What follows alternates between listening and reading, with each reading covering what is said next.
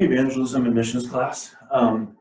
So we're entering into the last week of April, starting May this week. Didn't expect we were going to be here at this point in time, but I wanted to give you a quick preview of what we're going to be doing this week. It's going to be a little bit different, but I'm hoping that it's going to be beneficial, helpful to you, just even the style that we're going to do. First of all, we're not going to do the book of Acts this week. So if you started on that, that's okay. We'll do that next week. But based on some of your feedback and just thinking through the workload I have for you and other teachers I'm hearing out, here's what we're going to do. And so you should be able to find on today's date in Moodle the last reading question section for when helping her. It's going to look through kind of the last things, appendix side of things for discussion. And that's going to be the content for the week. And I'm going to throw a video in. I'm going to go between a missionary lady. It's a story, I don't know her, found on the internet that's just fantastic, or very possibly a friend of mine named Anna Kozlik, who is a Ukrainian young lady who works for World Challenge Poverty Solutions. And so between one of those two, we'll have a video for you to react to, but no Acts discussion and study to occupy your time. The big thing that I want you to work on this week really is the region of the world that you picked by the end of the week last week, and you picked a continent to report on. I want to bring a little bit of clarity, a little correction to what I said, and some instruction as well. So you are basically getting a profile of a whole continent, a whole section of the world, and some of your continents are going to be very varied, if I can say that. Particularly if you've got Asia, goes all the way from West Asia with the Middle East. You've got Israel, and right there at the Mediterranean, Israel and Syria and Lebanon, and all the way over then to the Far East, where you have, just on the periphery, you have Japan and Korea and the Philippines and so on. And so you can grab that whole section of the world, or you might be doing North America and the Caribbean. And the Caribbean or the Caribbean can really vary from Canada or Mexico, or there's a little one just off the coast of Nova Scotia up there. And so that's going to be pretty varied. Africa is very varied. You're going to go from the Mediterranean coast, which is very Arab-ish and very Muslim. Then Sub-Saharan Africa, it tends to be the darker, if you will, skin color-wise of Africa. But though there's just a variety of cultures in there, but they're very different from the more Arabic Muslim culture up above the Sahara. So just a ton of variety. You go from Cairo, Egypt, you go down to Johannesburg, and then you've got just jungle in between and this massive desert. So you get the idea. So your best resource is this Operation World book. I've got two editions. One has this cover, one has a different one. But this is really going to be the most concise resource that you've got. And so in there, you're going to find at the very, very beginning of the book is a section really on each of these that looks like this. This would be on Latin America or South America.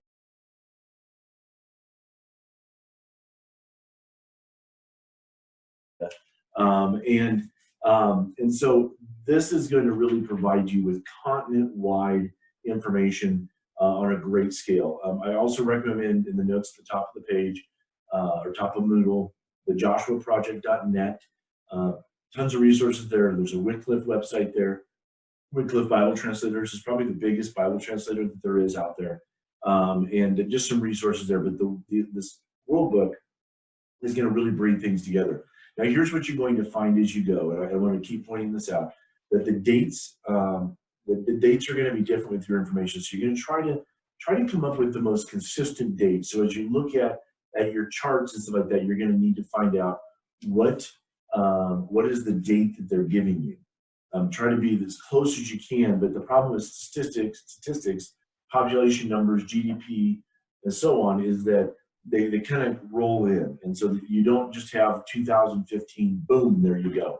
Nothing you're going to have, or very little that you're going to have, is going to be 2020. And so in fact, this is the latest of the Operation World books, and I put the ISBN and everything on there on Thursday or Friday in case you wanted to get that. But this is 2010 actually. And so it's a decade old, but the numbers and the idea is consistent that you're going to have. So do try to get as updated as you can, but you're going to need to work through that. A couple of things as you get to know this Operation World Book is that they're going to give population numbers as you go through the different regions of the world, and you're going to kind of have to acquaint yourself with the book. But it's going to be helpful because as they break it down, they're going to break down by major religious belief. And so you're going to, for instance, see that it's going to say these are the number of Christians that there are. For instance, I'm in the Africa section. It says that 48% of the population is Christian. So that's about 503 million people in Africa are Christians. And I'm on page 32. If you've got the book already, you can come back to this. And then there's an annual growth of about 2%. Now, that's all anybody who says they're Christian.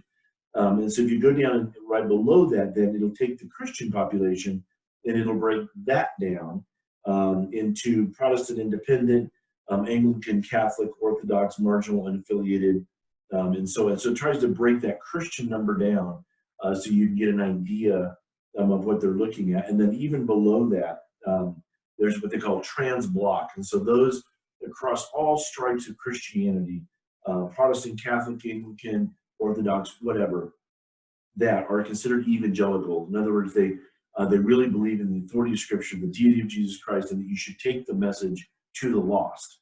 They're not just, I'm living in my compound, I might believe these things, but I'm not talking to anybody else. The idea of an evangelical is that you're evangelizing, same word, same root word. And then it breaks that down even into renewalist, charismatic, and Pentecostals, which also kind of runs across the stream. There are charismatic or Pentecostal Catholics and Anglicans, as well as then the Assemblies of God denomination, and it breaks out like that. And so you get a feel of within Christianity what percentage is that, and then they talk through their GDP, which is the gross domestic product, how much their country makes and is worth, and then they'll break it down into per capita. Per capita means per person. Let me go find the country real quick. If I'm looking at the country of Belgium, for instance, at the very beginning, it'll talk about under its economy. I'm on page 141 now, but under its economy, then it's a strong economy based on advantageous political position, skilled, and then it gives some rankings, public debt and whatever, and it says income per person or income / person is $47,289, which is about 100. It's 100% of what the U.S. is, and it always compare that to the United States. I'll give you this is the page I'm on, and I'll do a snapshot of that as well, so you can get an idea, a closer idea of that. And then it breaks it down into people groups and into languages spoken. And then in languages spoken, it will give you then how many people then speak these different languages. And so under peoples, again, right here, but under peoples, then for instance, in Belgium, they talk about the Flemish and the Walloon. Those are the two major people groups. Other Europeans, foreigners that have moved there, and then literacy. Belgium is 99% literate, which means 99% of people can read. Their official languages are Flemish, French, and German, even though there's 29 languages spoken in all that are tracked. 10 indigenous languages, and so Flemish and Walloon and those things. And then what it says right after that is that the languages with the scriptures, and then when you see the screenshot, and I'll put it in the video and I'll put it on the page for you to look at, but then it says, so there's 10 languages basically tracked in Belgium. Languages with scripture, there's 4 Bibles, 4 BI, and 2 portions there. And so that means that there are 4 translations of the entire Bible, Old and New Testament, and there's 2 portions of those in additional languages.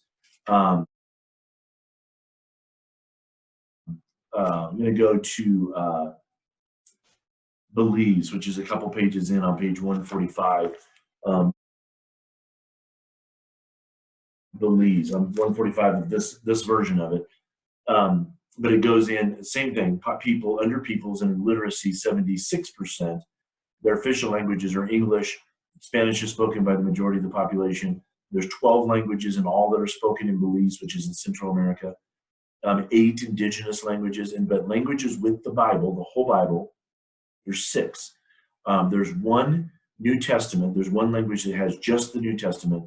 And then there's 2 languages that have portions of the Bible. Maybe they'll pick, like a lot of people will start with John, the book of John, or some of the Gospels, because those are kind of recommended reading for first brand new believers. If you meet somebody and you lead them to the Lord, where do you start reading in the Bible?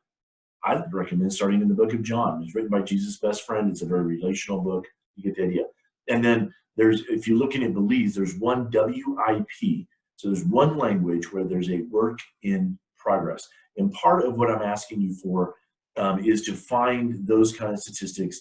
You will be eventually finding them specifically for your country. Now, you could read through in detail at the very beginning of the book, starting on page 1.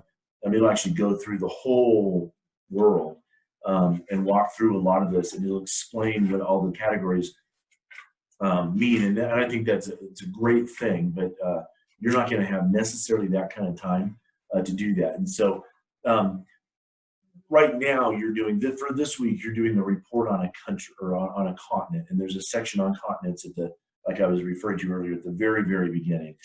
And so your report on your continent is really going to be putting the country you're eventually going to discuss is definitely putting it in context.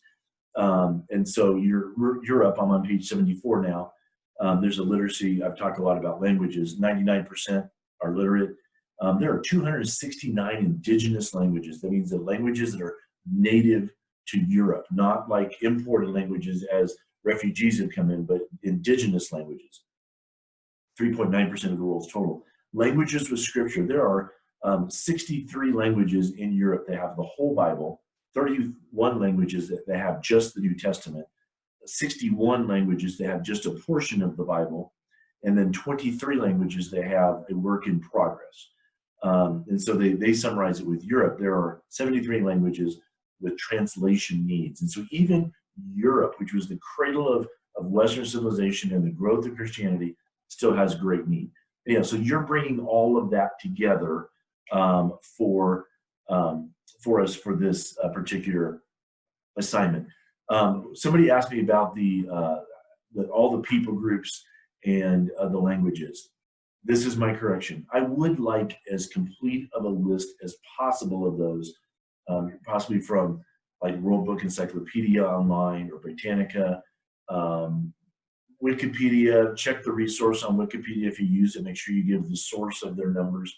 But I'd like to have at least a complete list if possible of the people groups and the languages, and then the countries that they have. That you're going to asking you to rank and order some of those. So to give me, I know for Asia, it's going to be a pretty extensive list. Even none of those are going to be short. But what I want you to be able to do in the long run is when you turn in your country project, because you're going to pick a country out of that continent, I want you to be able to tell where that country fits into the grand scheme of things. And so at the very back of this book, then starting on page 913, you're going to have just kind of some population ranks, like countries with the highest Christian population, or you might have the most evangelical, or there's just a variety of these kind of rankings, the largest unreached people group clusters, and so on. And so that'll help. There's a lot of resources in the back, but this will help you have a context of where your country stands. So if you pick Singapore, you're going to end up with one of the most wealthy countries, one of the tiniest countries in the world and in Asia, and one of the most wealthy countries in Asia. Singapore is the shipping port of Asia. So you're gonna be able to compare that with, oh, okay, I see what their need is. If you pick North Africa or North Korea, you're going to end up with, I think, arguably the poorest, maybe with Afghanistan, the poorest and the most unreached countries in Asia. And I want you to be able to see how they rank, and you might be surprised at how they rank on these various issues. Indonesia, the largest Muslim country in the world. You know, and you would think it's going to be Saudi Arabia or Iran or someplace. No, it's Indonesia, actually, way over in Southeast Asia. And so I want you to be able to have that context, since that's going to lengthen that project. Then, by the end of the week, you're going to then pick a country that's in your continent that you're going to really focus on. And I want you to pick something that has captured your interest. For instance, I'm going to guess, pretty much guarantee, that Joe Dunn's going to pick Lebanon. So maybe everybody else kind of don't pick Lebanon because Joe's going to be there. But that's a country that he's interested in. And then maybe some of you that maybe traveled with Joe might want to pick some of these countries that they have refugees from, like Syria. A lot of refugees in Lebanon from Syria, or what have you. But I want you to pick a country then in the continent that you studied, and then really focus in on that country. There's going to be a little bit more that you're going to do with that as we go forward. I'm going to ask you by the end of the week to pick that, so you can be working towards that over the next couple of weeks. Really, this is going to be the culminating final project. There won't be a final in this class. It's going to be what you're doing with this. And so I need you to get this book from me, or to order online if you don't have a copy of it. And so I'm often at my church. I work here a lot of times in the mornings, and then go home in the afternoon. On Tuesdays and Thursdays, I'm essentially here all day doing my Zoom meetings and staff meetings here at the church and stuff like that. So text me or email me and say, I'm coming by. I need to pick up the book about this time of the day. I'm going to come by. I live down the street from the school, and then the church that I work at, or that I'm doing my work at, and that I'm an elder at, is up here behind Chapel Hills Mall, right behind the Walmart. And so kind of Razorback, Jamboree, Auto Mall Loop in that area. And so let me know, and I've got a box in my car and a box at the church, so I can, wherever I'm at, I can give you a book. Need to get this to you probably sooner than later. This is the most complete. It's probably an older resource because it's now 10 years old, and I'm waiting for them to come out with the new one. I think they said they were going to do one this year. We'll see what happens, but it's the most thorough and complete. And actually, if you end up buying it, it's about a $20 book. But it's got prayer points that you can pray for them, these different countries of the world, and really focusing on their needs and what ministries are there. And if you are ever considering becoming a missionary and want to know about that country, this is an excellent resource. Their online resource is not as good as the book, which is often not always the case. So I've said a lot. So today, I'm launching you on Monday. I'm launching you on your projects, and then Wednesday I'll put the video from one of these two ladies that have been working in missions, and then Thursday we'll have a live discussion regarding the reading and the video, and then I think the forum on Thursday, which will probably be oriented around picking your country and maybe some rationale. Why did you pick that country? What's your interest? Friday is generally electives day, so it's a work day if you don't have an elective or if you're all done. And then everything does culminate and is due on Saturday by the end of the day, because I know that you've got all sorts of things going and stuff. So that's this week. Just real quick, next week, then we'll work a little bit more on Acts, another guest speaker, some discussion, really focusing then on your country. And then the following week, we'll wrap that up. And by that time, I'll set a due date on projects. I'm going to try to listen to what other teachers are doing. So if you've got some feedback on that, I don't want to make it so that everything piles up and is due the same day for you across the board. So there you go with that. All right, so that's the week. Let me know, email me, text me, let me know when you want to come by and pick up the book, and I'll have that available for you. Or if you're going to buy it online, I just want to make sure you get that. And I'll even sell these to you if you're interested in that. Thanks a lot. Have a great week.